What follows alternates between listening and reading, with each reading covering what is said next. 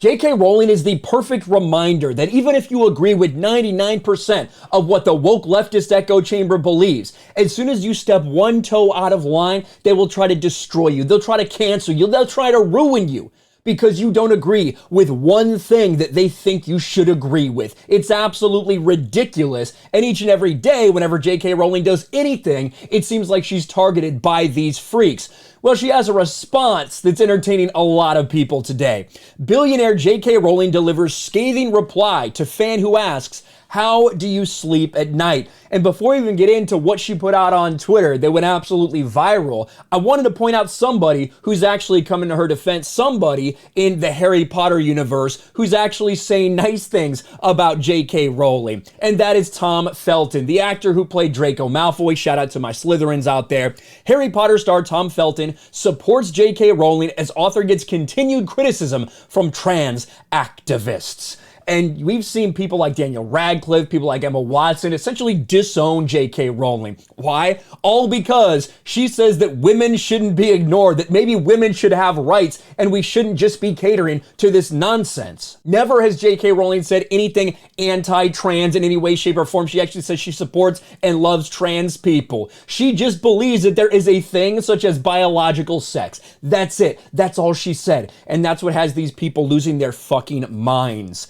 Tom Felton shared his support for author J.K. Rowling as the Harry Potter writer continues to receive criticism over her beliefs on biological sex and gender. What, that they exist? That's crazy. The actor opened up about his admiration in a new interview.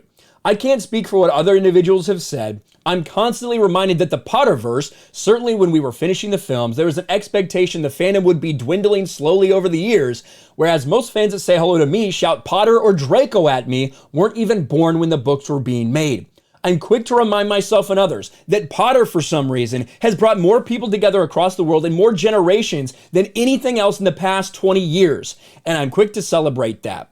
It came from one person, and that's her, so I'm very grateful." And without really digging in or doing too much research, I'd have to imagine that's probably true. When you look at things, we would say like created in the last 30 years in terms of a fandom that was born in the last 30 years. It's hard to argue with that. When you look at the success of the movies, the books, theme parks at Universal that are completely based on the Harry Potter world and the wizarding world of Harry Potter, absolutely. I think I probably would agree with that. But let's get back to what she said the other day that had people absolutely laughing their ass off at the woke mob. The billionaire best-selling author has become a controversial figure in the Hollywood community due to her refusal to accept the trans agenda that fellow leftist celebrities readily embrace. That's gotten her labeled as a TERF. If you don't know what that term means, you've probably heard it before. Sorry, Matt Walsh, going to pause here.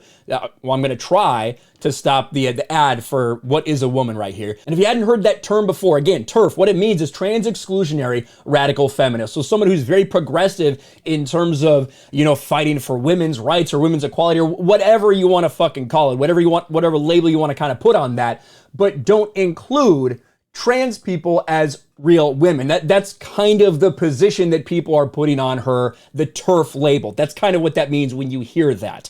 Many Harry Potter fans feel conflicted about continuing to support the beloved franchise due to Rowling openly criticizing trans activists. Despite the public outcry, the novelist is still doing just fine. And take a look at this tweet.